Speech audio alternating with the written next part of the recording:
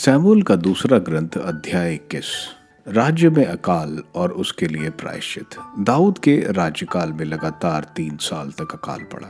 दाऊद ने प्रभु से परामर्श किया। प्रभु ने कहा, साउल और उसके रक्त पिपासी कुटुंब के कारण यह अकाल पड़ा, क्योंकि उसने गिबेयोन वासियों का वध किया है। राजा ने गिबेयोन वासियों को बुलाकर इसके विषय में बात की। गिबेयोन वासी इज़राइल में नहीं गिने जाते, वे अमोरियों के अविष्ट वंशज हैं। इज़राइलियों ने शपथ खाकर उन्हें बचाने की प्रतिज्ञा की, किंतु साउल ने इज़राइल और यूदा की प्रजा के प्रति अपने धार्मिक उत्साह के कारण उनका सर्वनाश करने का यत्न किया था। दाऊद ने गिबेयोन वासियों से पूछा, मैं तुम लोगों के लिए क्या कर सकता हूँ और किस तरह प्रायश्चित करा सकता हूँ, जिससे तुम प्रभु को विरासत को आशीर्वाद दो। गिबेयोन वासियों ने उससे कहा, हम साउल और उसके कुटुंब से सोने चांदी की मांग नहीं करते और ना हमें इज़राइलियों में किसी की वध का अधिकार है। तब उसने पूछा, तो तुम मुझसे क्या चाहते हो?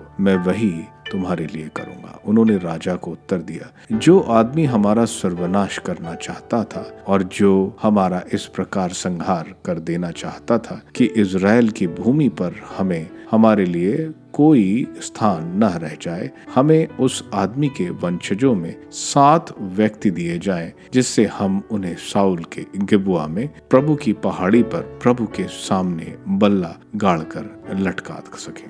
राजा ने उत्तर दिया, मैं उन्हें तुमको दूंगा। लेकिन प्रभु के सामने की गई उस शपथ के कारण जो उनके बीच दाऊद और साउल के पुत्र योनातान के बीच हुई थी, राजा ने योनातान के पुत्र साउल के पौत्र मेफीबोशेत की रक्षा की। इसलिए राजा ने उन दोनों पुत्रों को, जो अय्या के पुत्र रिस्पा से साउल के यहाँ उत्पन्न हुए थे, अर्थात अर्मोनी और मेफीबोशेत को, तथा उन 5 पुत्रों को जो साउल की पुत्री मेराब से मोहला वासी बर्जिल्लै के पुत्र अदीएल के यहाँ उत्पन्न हुए थे, गिबेयोन वासियों को दे दिए और उन्होंने प्रभु के सामने पहाड़ी पर उन्हें बल्ले पर लटका दिया। इस प्रकार वे 7 एक साथ मर गए।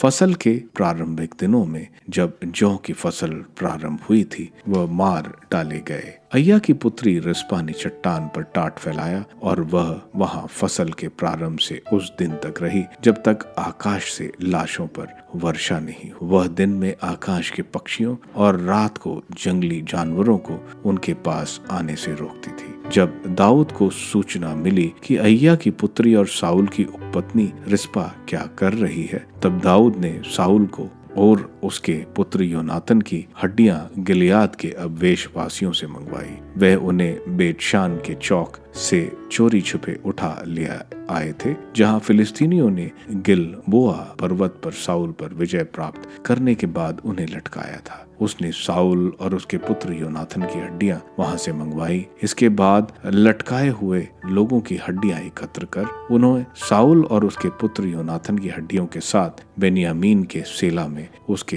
पिता कीश के समाधि स्थान में दफना दिया। जब राजा की आज्ञा के अनुसार यह सब हो चुका, तब ईश्वर ने फिर से देश पर दया दृष्टि की। फिलिस्तीनियों से लड़ाइयां। फिलिस्तीनियों और इज़राइलियों में युद्ध फिर छिड़ा और दाऊद अपने आदमियों को साथ लेकर फिलिस्तीनियों से लड़ने गया। इससे दाऊद थक गया। यिश्बी बनोब, जो रफाइम का वंशज था, दाऊद को मार डालना चाहता था। उसका बाला 300 शेकल कांसे का था और वह एक नई तलवार बांधे हुआ था। लेकिन सऊरिया के पुत्र अबीशै ने दाऊद की सहायता की और उस फिलिस्तीनी पर आक्रमण कर उसे मार डाला। उस समय दाऊद के सैनिकों ने दाऊद को यह शपथ दिलाई कि वह फिर कभी उनके साथ युद्ध करने नहीं निकलेगा, कहीं ऐसा ना हो कि वह इज़राइल का दीपक बुझा दे। कुछ समय बाद गोब के निकट फिलिस्तीनियों से लड़ाई छिड़ गई। हुशाती शिबकै ने सफ को मार डाला, जो रफाइम का वंशज था। जब गोब के पास फिलिस्तीनियों से फिर से लड़ाई छिड़ गई, तब बेतलेहम निवासी यारे उर्गीम के पुत्र एलहनान ने गतवासी गोतियत को मार गया। उसके भाले का दंड करदे के डंडे जैसा था। जब गत के पास फिर से लड़ाई छिड़ी, तब एक दैत्यकार आदमी सामने आया। उसके हाथों में 6-6 उंगलियां थी और पावों में 6-6 उंगलियां, इस तरह कुल 24 उंगलियां थी। वह भी रफाइम का वंशज था। जब उसने इजरायलियों को ललकारा तब दाऊद के भाई शिमा के पुत्र योनातन ने उसका वध कर दिया। ये 4 गत के रफाइम के वंशज थे और वे दाऊद तथा उसके सेवकों के हाथों मारे गए।